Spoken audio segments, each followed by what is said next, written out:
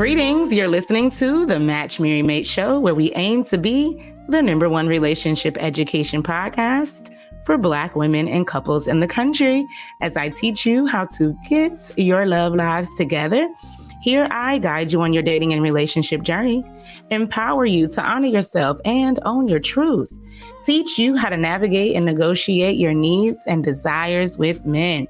I'm your host, your girl, Joyce Robinson Myers, and welcome to another episode, Lovebugs. I'm here with the 3rd episode of season 4, titled Springing into Womanhood.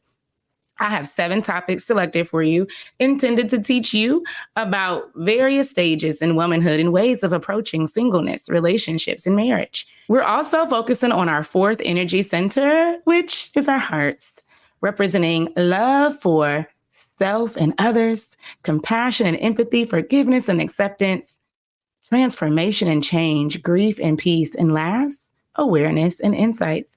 And this one episode includes pieces of all those emotions and traits at once. You're listening to episode number 24, Grown Woman Growth. Let's begin with the power of affirmation.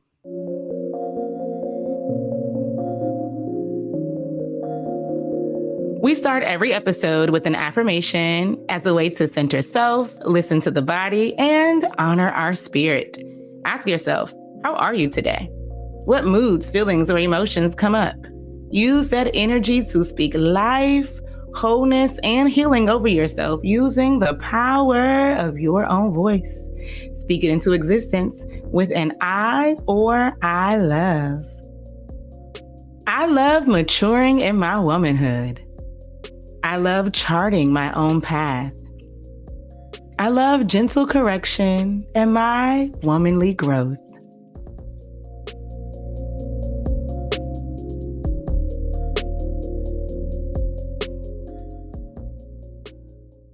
Today, I have a client who has offered to share her story, but this story has a time lapse, so you can note her growth and lessons learned over time and gain a sense of how to apply them.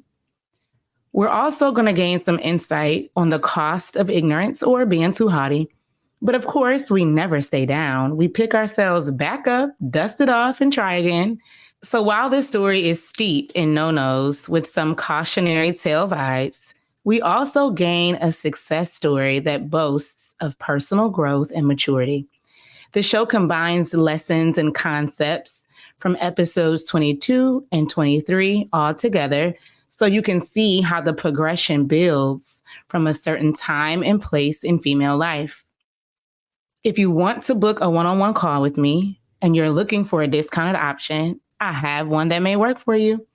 If you're willing for parts of your session to appear as an anonymous secret story on the Match Mary Mate podcast, you can book your call under Awareness plus Secret Story for over $100 off. See the link in the show notes for more details. Y'all know I'm earning my PhD studying the science of love and social connection to place myself in the best position to support my community. Studies show, and I believe, that with proper relationship education, we can produce smarter, safer, and happier romantic decisions that improves the quality of our relationships as we match, marry, and mate. Because why, y'all? Black love matters, and we're in much need of some Black family restoration. Enjoy the show.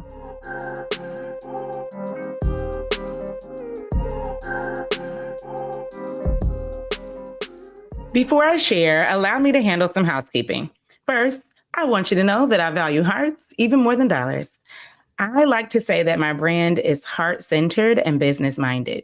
So in that heart-centered space, service is a core value of my brand, and one way that I honor that is to donate a few hours of my time each month to serve Black women as they join the Match Mary Mate stage and Clubhouse to discuss their current needs or answer their burning questions.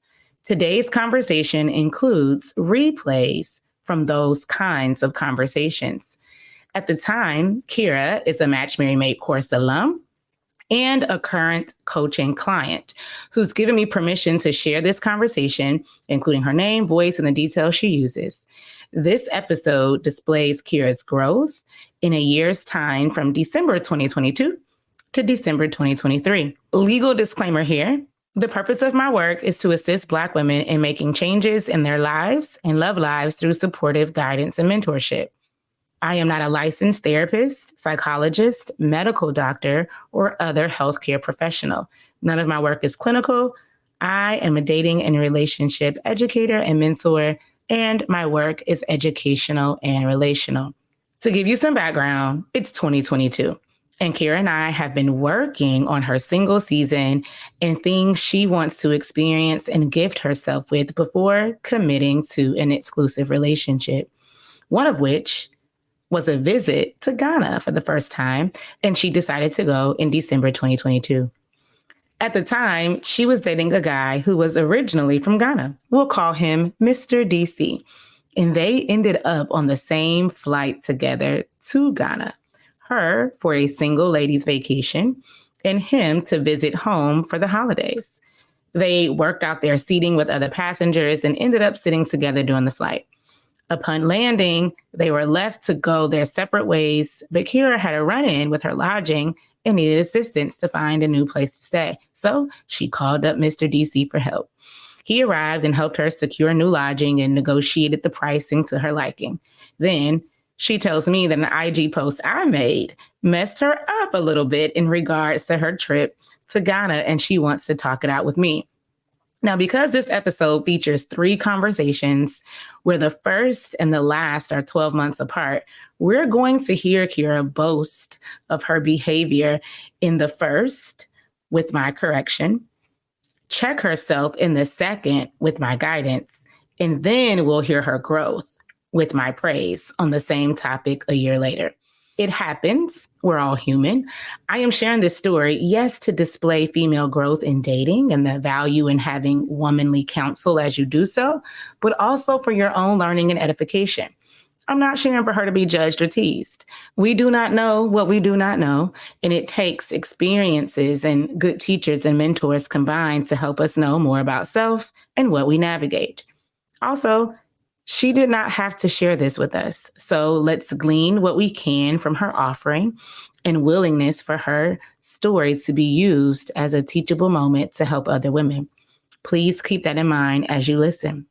Allow me to introduce Kera. Your post kind of messed me up. So the post that says... My post? Me? Yeah, choose the man who wants to bring a New Year's in with you. It was something like that.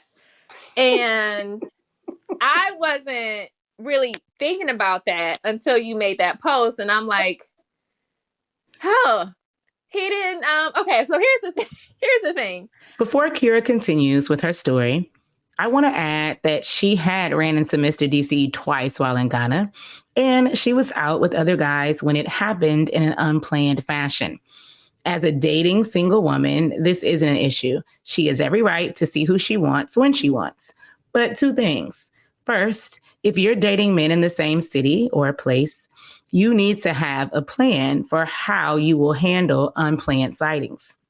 Second, how you behave in a man's face, even when you have the right to do whatever it is that you want, will impact how he views you and how he envisions you or not. Thinking on the first 2 episodes of the season, both Womanhood Before Wifehood and Wife-Minded Singleness, Kera's learning how to hold space for both ideas. In late 2022, she did not fully have all of these skills yet, or even the experiences that would teach them to her. This takes time and practice. Remember, she's on this trip to Ghana in the first place to honor her own womanhood before wifehood journey, but she has not quite adopted the mindfulness of how men envision their wives before they ever propose, and that your behavior, especially when you are not with them, gives them more to picture. But you had a plan for it, right? Because you knew it was possible. I didn't think that. I didn't intend on. Yeah, I didn't. It didn't even cross my mind that I would run into him. How? That literally happened the first night you met him. I mean, because there's so many things going on. Like, how is it that we? Okay. I mean, because it's Christmas and New Year Eve in Ghana. How big you think Accra is? When you think about Well, feet. okay, yeah. When I was in Accra, I was like, I hope I don't run into his ass. But before I left to go to Ghana, I think it didn't cross my mind. I don't know. I guess Okay. I didn't know that it was so kind of somewhat small. So at least like, the popping areas where people were at. Yeah, because the post is called "Choose the Man," so it has to be some type of proposal or offer on the table from him to you, saying he want to be with you, and then in response, you either choose or don't choose. So Mm. without that being there, I ain't talking to you.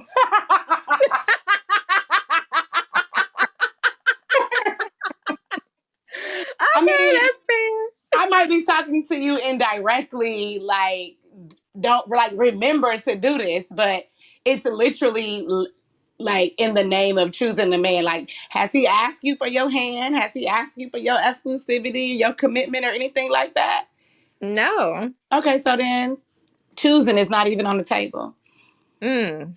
I love it. What you mean I beat him up? Beat him up Like, when? like, how did you respond when he saw you with other men in a crowd? Oh, I waved at him and smiled. I am purposefully cutting Kira off here because lots of what she said was more girl talk. But you do need to know that she was stunned in seeing him out in the same spot as her. She and Mr. DC had also spent the night together. So there was a level of familiarity there where the public sighting was more stark. What am I doing with you, Kira? But we not together. Yes, I know that. Listen, for the people in the back, they not together. I know you. I just know that man was thrown off. I And here, know. was- I here know. I was, like all up in the CUDA a couple hours ago, and here you go sitting here with somebody else. So I know he was thrown off. That's all I was saying. Okay. I know.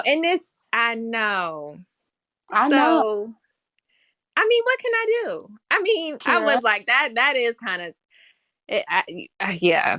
I'm like, why he had to be there? No, no. Why you didn't think about that being something that could have happened before it happened? That's the question. Really? Why is that the question? Yes, girl. How is your question gonna be why he had to be there?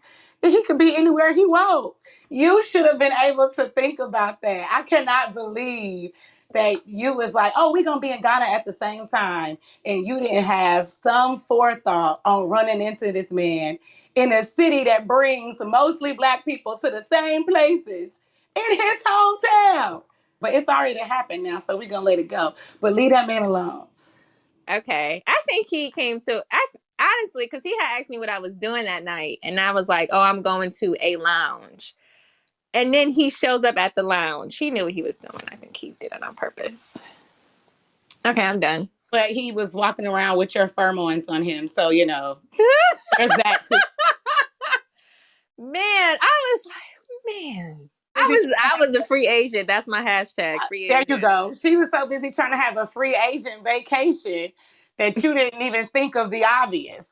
Then when you come to reality with the obvious, you like, girl, I waved. Yeah, I think he was in his feelings, which is rightfully so. I just wish he wasn't there. I mean, okay, I get it. No, no, no. And you still ain't learned the lesson. Talk about I wish you weren't there. I wished I would have gave that the foresight that I could have easily given it. Okay. You, Okay, that's you, fair. you can't wish the man away.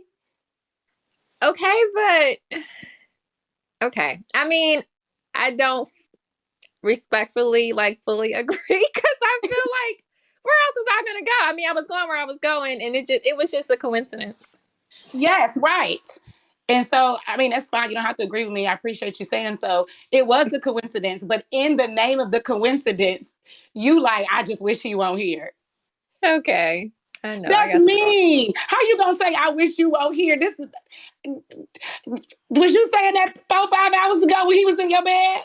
I know. Okay. So we just gonna have to agree to disagree because that is not the right way to approach that. But again, it has passed. You know, had a good time.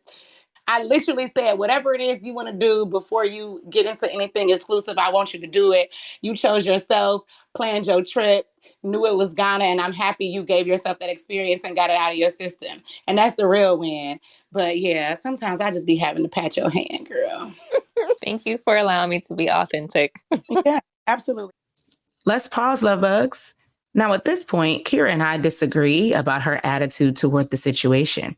Actually, she is saying she disagrees with me, but she's also waffling between understanding my point of view and defending her attitude about her behavior.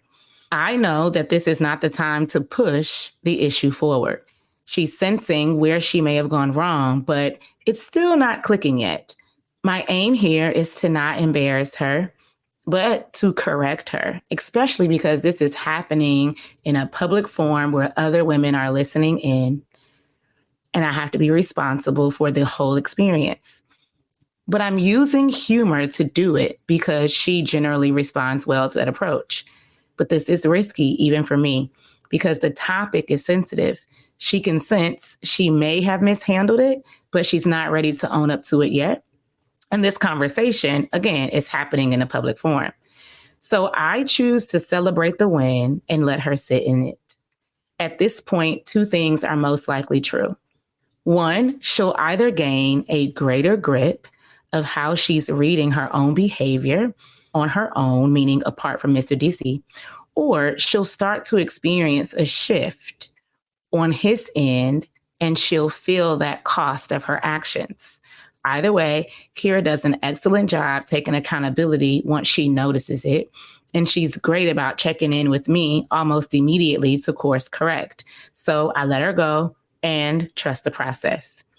In this conversation, I started coaching another woman, but approximately 20 minutes later, Kera starts to sense that she should apologize. The chat was open on this conversation, and different women started to chime in to say that she may want to rethink how she's handling it. This is a benefit to our community. We can see each other and help each other to do better. Let's hear Kera again. Did you see? I put a question in the chat. Y'all got me thinking, like, should I apologize? No, okay, never mind. Don't. Let it let. Well, let not for going out with someone, but just because of how he may have felt. But okay, maybe not lead with the apology, but lead with a check-in. And if what he shares in the check-in makes you feel like an apology is in order, then fine. Okay, so how would I check in? I'm sorry. How would you check in, Kera? We done this plenty of times. You know, I really enjoyed my time in Ghana. I know that you know, because he kept saying he didn't want to impede on my trip. No. Just get straight to it because you'll be talking 20 more minutes. Just get straight to how you can check in. Okay. I'm like having a blank here. I don't What were you concerned about when you put that message in the chat? Okay. I was concerned. I was just concerned about like how he felt when he saw me with other guys. You know. So I guess, you know, like, hey, I just wanted to check in with you. I figured it was kind of weird to see me with other men. And I just wanted to know how you're feeling. I like that. Instead of weird, I would say uncomfortable. But yes. Okay. Just doing a check-in. I just want to check in. How you feeling? Okay. All right. Thank you. Not responsible for that. Y'all not in a relationship. You don't owe him anything. But there's nothing wrong with being kind and just checking in on someone's feelings, especially if you can already imagine the level of discomfort the person was feeling. Mm-hmm. And if saying something about that, it comes to you that, man, I need to apologize. It's not about you hanging out, but about whatever it is that he shared with you and answering that question, then do so. You follow? Right. Yep. Thank you. All right. Very, very welcome. That concludes me and Kera's first conversation on this topic. I was pleased with how this ended because she at least left our talk with a mind to check in with Mr. DC. Later in this season, we're going to discuss providing a level of safety for men emotionally and financially. But I want to focus you on the emotional part right here. So many women treat men like they're indisposable or like they do not even have feelings. We want to get to the point where we have a level of foresight about this. And while Kera was not quite there in December 2022, she at least started to sense it in the aftermath. Lovebugs, let's take a quick break and then we'll return to learn about what Kera had to say 2 weeks later. If you're enjoying the show and would like to keep this podcast in production, consider making a donation. Thank you and see you soon.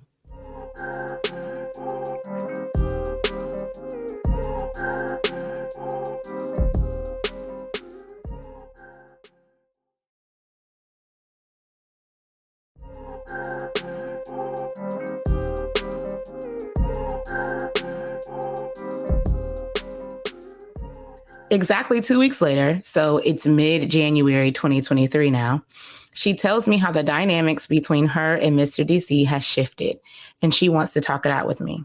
This is the perfect time to reflect over episode 23, Wife-Minded Singleness, and see if you can connect the dots between the instruction in it and how the rest of the story plays out. Kera starts our conversation asking for full insight on what has transpired in the shift. I did not think that she was ready for it 2 weeks ago, but it appears that she is now. So I expound more. Here's that conversation. So there is this saying.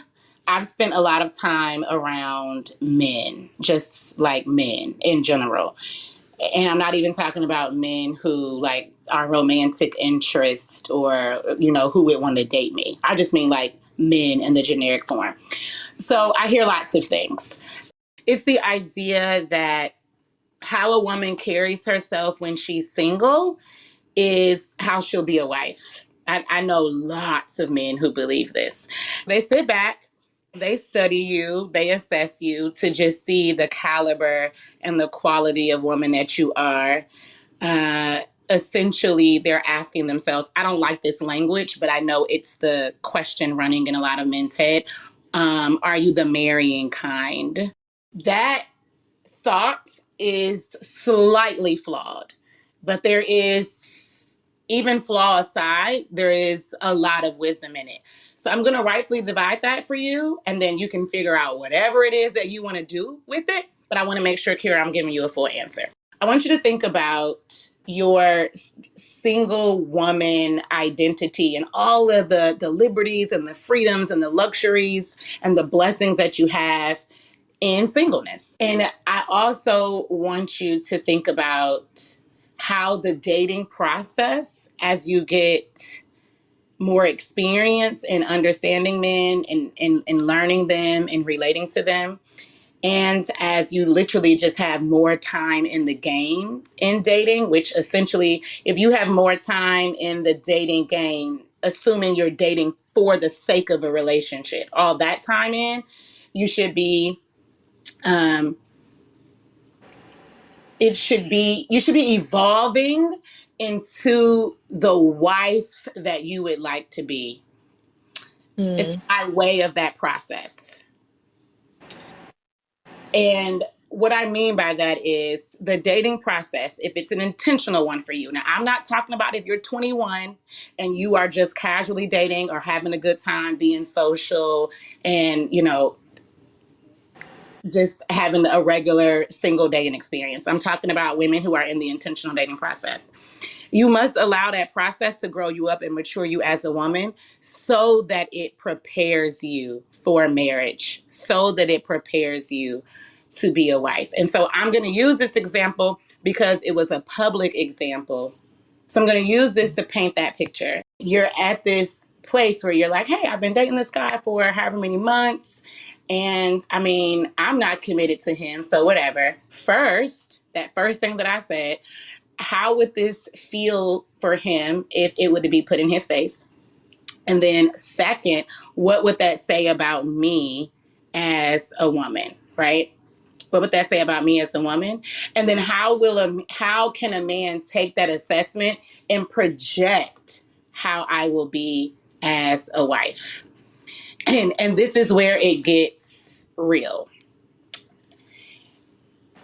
A man or a woman, but I'm going to be speaking from the male perspective right now.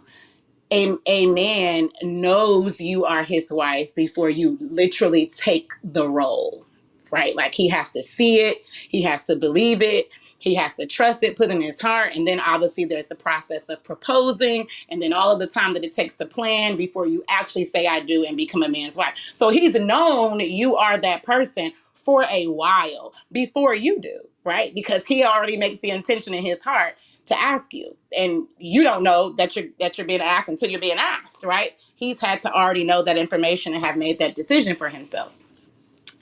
And so if he's projecting, it could be, now I said there was a little flaw in it, and I can go back and clean up the flaw if I need to, but right now I just want to draw a straight line.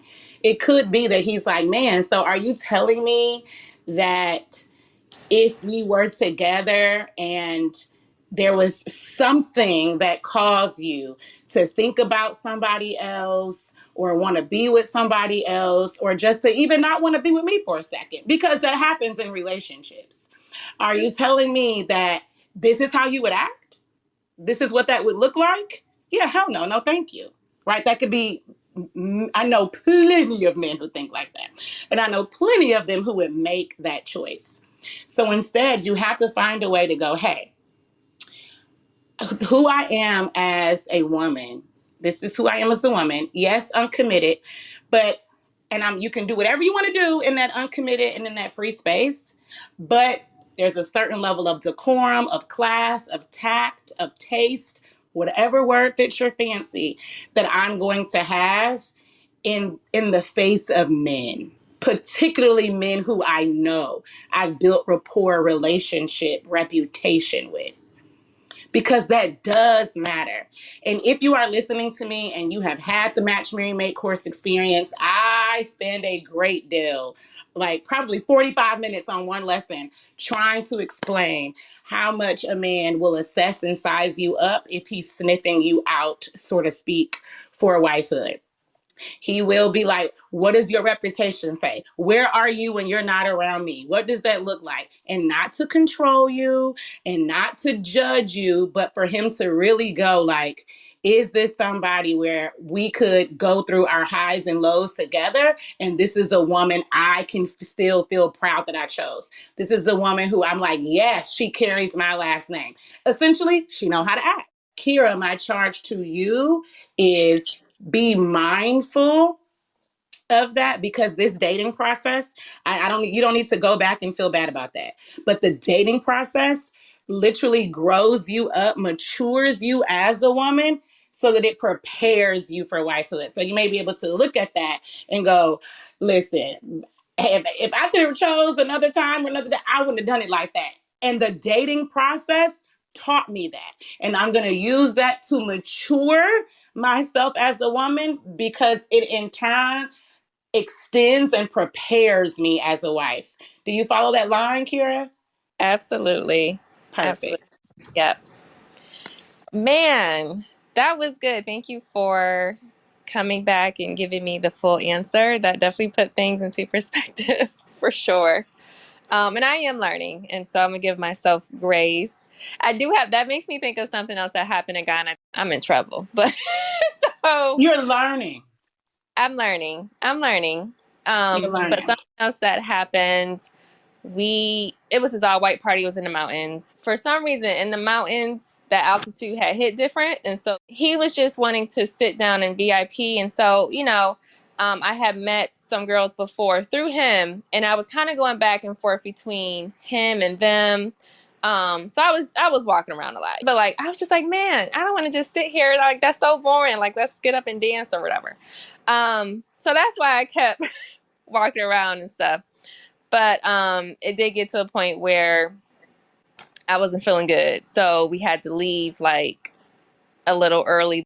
The last time I went to meet with the girls, he came after me and was put on this little stern voice and was like, I need you to stick with me or something like that. I need you to, stay by my side right now. Like, and I followed him back to our little table. And then I was like, I don't know who you think you're talking to. I said that to him. So that following morning, I called him because I knew that I knew that I wasn't feeling well and that we had to leave. And he had said, that it was embarrassing and that he felt like I was all over the place. And I was like, so I apologized. And he was like, we're going to have a grown up talk about this. And I'm thinking to myself, a grown up talk. And I'm not taking this lightly at all. Like, I was like, very like wanting to like talk it out and everything. But he wanted to wait until we both returned to the States or whatever. So we had a great conversation last night, but he wanted to hold off on that conversation. He said he wanted to talk to his therapist to clear some other things and just kind of process his thoughts before we have that conversation. So I'm like, yeah, that's another learning thing. I'm having experiences that are teaching me something, either about men or about myself or about the connection or relating to them in general. And so obviously you have first time experience. How are you supposed to know? Right? You can't know what you don't know. And how are you supposed to know unless somebody teaches you or tells you or pushes you to the side? Because just going through the experience alone doesn't mean you'll get the wisdom. Because literally you went through the experience in Ghana like 3 weeks ago. Right? Mm-hmm. But it's you trusting and asking other women.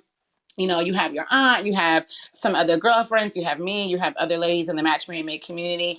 It's there for people to be like, I don't know. You might need to apologize. Or I don't know why you went up in that man's hometown and hit in that club and did that. Right? Like, it takes a seasoned woman, or it takes a woman who has a love for you and what it is that you say you desire for yourself to call you out. You're right. We can always say, how you supposed to know? Or it's not my fault. That's not what it's about. And then it's just about you using that wisdom, using that counsel to mature yourself, right? Because maturity prepares you for greater things. But once we get to a particular age and we do have desires that require seriousness, they require maturity, they require preparation and that type of stuff, it is. People who love you are going to say, girl, I don't know if doing that's going to get you what you want. So you either got to move the goalpost on what you want, or you're going to have to, richen the self-development, richen the womanhood evolution. What I'm saying to you, though, woman to woman, is use both that example as well as the example of whatever that club situation was, and let it mature you. And it already has. And part of me is like, until we talked last night, we haven't really talked. So I'm over here like, man, if he gonna cut me off, just do it. So, like, just do it. But I'm not gonna beat myself up about it. Like you said, I'm learning. So. And it would be a real reason. Like, I get that you can have personal embarrassment that you actually gave somebody a reason to not want to do anything with you. Like, it literally was something in your control. Sure, you can have personal embarrassment about it. And I get that, right? Human to human, I understand that. But it would be real. He wouldn't be wrong to be like, that was a bit much for me. That's something where you just have to be like, yeah, I was wild and I learned. I need to grow the hell up. I ain't 20 no more. I'm really out here looking for a husband, right? It's a lick you just got to take, right? That's just kind of what it is. And that's how we learn sometimes. So it'd be I'm not beating up on you. I'm not, punishing you or digging into you. I'm just growing you up. I'm teaching you, because that is the role of what seasoned women in certain areas. I ain't seasoned in all areas, but I'm seasoned in this one. So that's what that's our role, right? Like, that's how we keep the community of women healthy and alive and make sure we are like-minded, right? Make sure we are safe and we are whole and we are together. And I want you to feel like you can make mistakes and come back to the same place that taught you to correct you, and come back to that same place to comfort you. Make sure women in your circle can celebrate you, correct you, and comfort you. The women who cannot give you all three at any point in time that you need it, something is off. We all learn and grow when we see indiscretions, and we expect to see indiscretions, especially when people are first starting something, right? Like, last year was your first year actually, like, okay, I'm going to start my womanhood journey and really understand what it is to engage with men, like being who I am, not who I've been taught to be or who I've been socialized and conditioned. So it's very inexperienced. Thank you for bringing that to the stage. I think it was helpful for women to hear all three things. These aren't things that most people would be willing to say publicly. So I really appreciate you, because a lot of women are blessed and are edified when you share, specifically you, just because of your style of sharing and your openness, and you take open correction very well, which a lot of people do not. But if done right, right? If the person correcting you is still in love and righteousness and kindness, and if you are in humility and teachable, which me and you have that energy and that connection, then everybody can be edified. It's no harm, no foul. So I really appreciate you for sharing. I appreciate you for being teachable, and I really appreciate you for being humble. Thank you so much, Joyce. That was a hard share because I felt embarrassed myself, but I appreciate the ladies' support in the chat. And as always, I appreciate you, Coach. So thanks again. That concludes me and Kira's second conversation. Unfortunately, some of the behavior we discussed in those first two talks did cost her her connection with Mr. DC. It was certainly a hard lesson in learning how to navigate men and choosing how you want to be a single woman, but also a wife-minded woman too. So Kira spent some time regrouping, and then she rejoined the dating market. It's a year later now, so December 2023, and she wants to check in with me about how to respond to a Christmas gift she received that she really doesn't like. Remember, I am focusing on you having an awareness of mindfulness of a man's emotional safety in this episode. Likewise, Kira is also learning how to be more perceptive and sensitive to this too, hence why she wants guidance on how to respond. I think this is a good place for me to also add the value of mentorship and guidance while dating and forming relationships. Most women come to me with a mess. They want help cleaning up, or a relationship where they fumbled the bag on, and they want to hire my help to see what's salvageable and try to get it back. It's like the value of being mentored and well advised is not respected until you're in a jam. While this will always be how some people choose to operate, I'd encourage you to appoint a coach, mentor, counselor, therapist, what have you, who can support you along and throughout your journey. Relationship work is not cleaning up messes, making sure the good ones do not get away, or even about being proposed to, though it can come with those things. You will navigate much better and see much more clearly if you have someone training this work who can help you real time with the small events and small feelings, all the way up to the major events and really big feelings too. I commend Kira for being this kind of woman. She did not start off this way, but over time, she dialed into coaching differently, and her growth after that has become phenomenal. If you know that's you, visit CoachJoyce.com and select the best mentorship or coaching package for you. Earlier, I also mentioned that as a woman, you're going to need to offer some emotional and financial safety if you want something long-term and committed with a man. Gifts happen to represent both. So Kira has an opportunity for a twofer here, and she's requesting for support. Because she knows she will never wear this gifted item, and there's no sense in lying about it, she wants to deliver it mindfully and also sensitively. And she's still learning how to do that. So she checks in with me before she informs him to protect against unnecessary damage. See, she's learning from that last year for sure. Let him know it's not your style, right? I don't know him to really speak to the issue, but it sounds like either two things, just kind of like out of touch in general, or believing that you love your job more than you do, or in a different way than he perceives, or that it matters that much to you. And sometimes men do that because they align themselves with their jobs like that.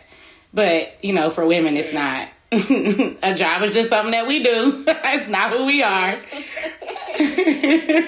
But you should tell him you appreciate it. Glad to be thought of.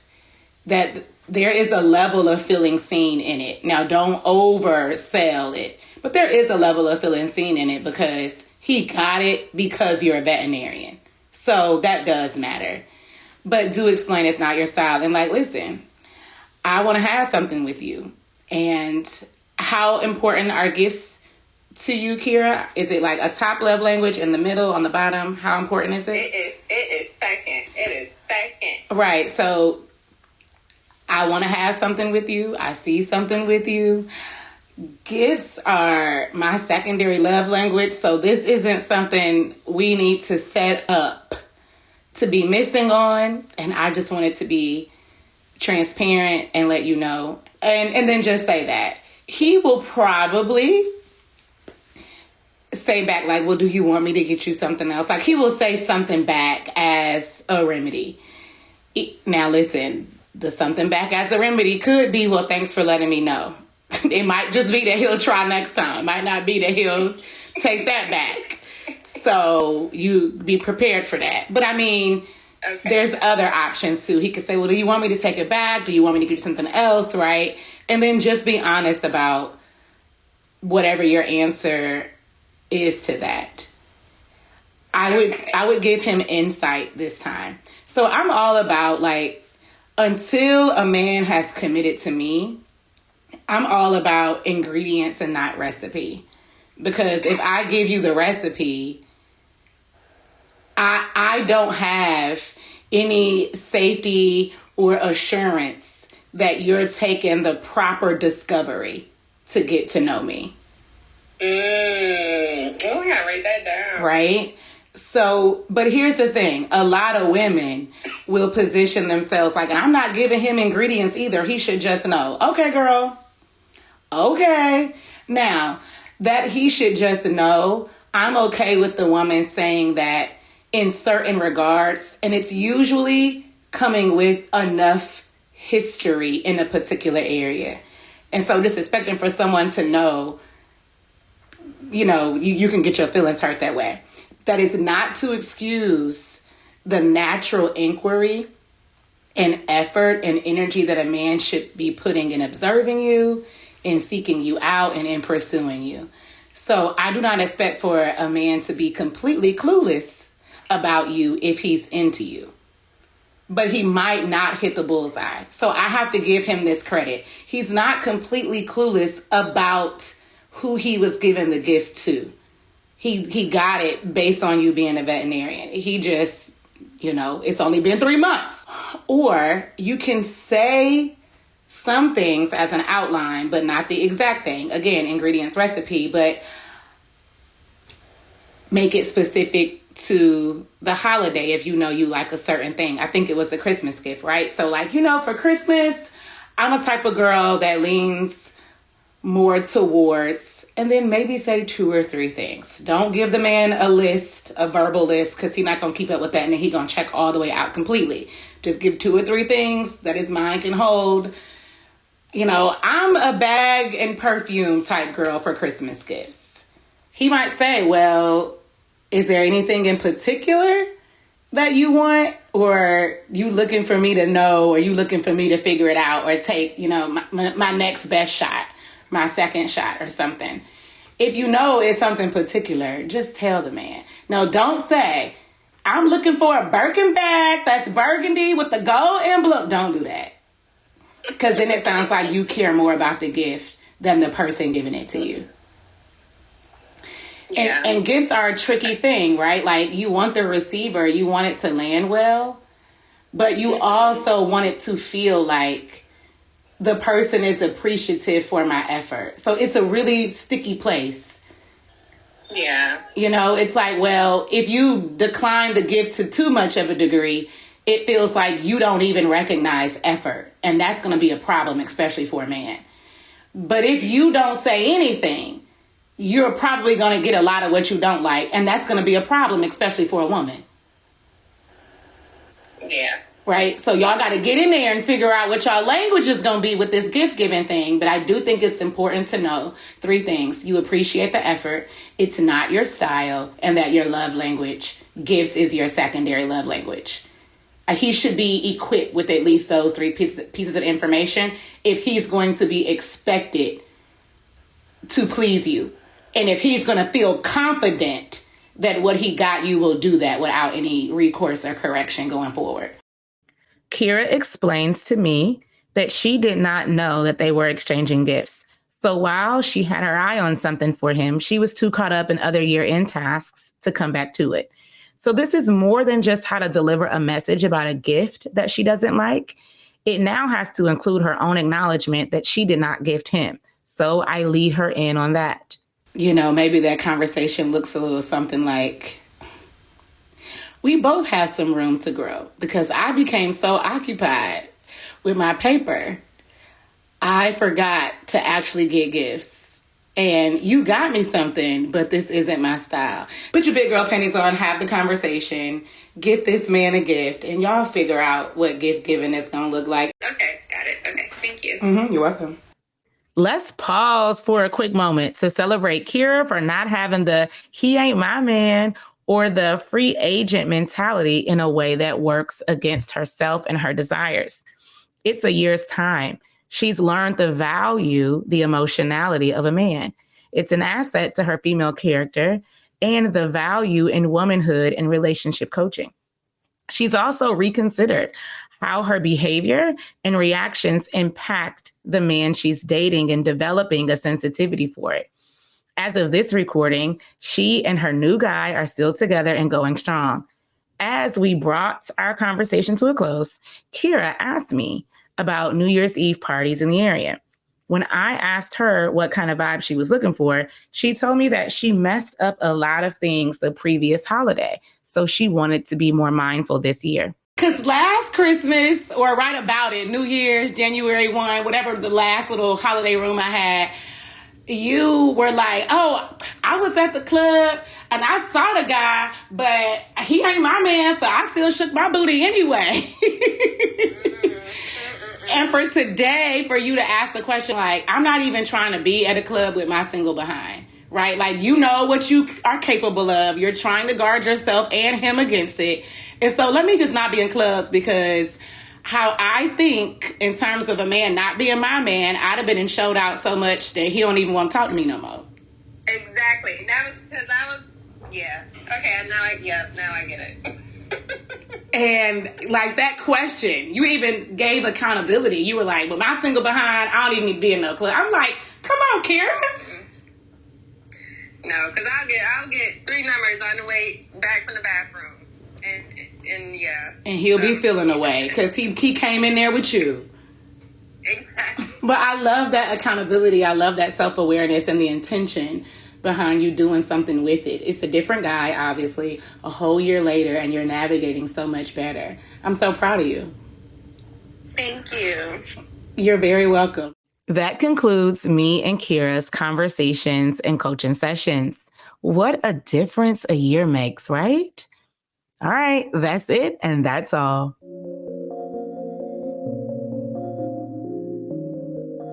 We end every episode with thought or heart-provoking questions for your journal. Journaling is simply prayers on paper, and the Most High tends to those too. Dear listener, in what ways have you grown as a woman in the past year? How has it improved the quality of your connections and relationships? Do you notice a degree of mindfulness and sensitivity necessary to have healthy and long-term relationships with men? As you reflect, are there any connections or relationships you know you fumbled on? What have you learned from them? It's okay to write about the blessings and the burdens. Pour it out into your heart today. Release yourself, free yourself, and most of all, be yourself. P.S. No woman is better at being you than you.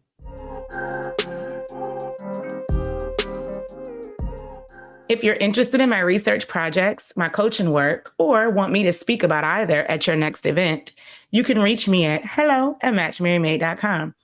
I hope you feel encouraged after today's show.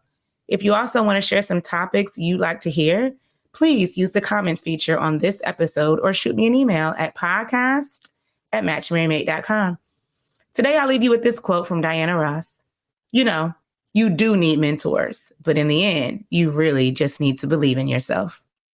Thank you for joining me today and tuning into another episode of the Match Me Remate Show. Until our next time together, love, light, and relationship. Remember, we grow as we go, and I'll be with you in the next episode. Cheers.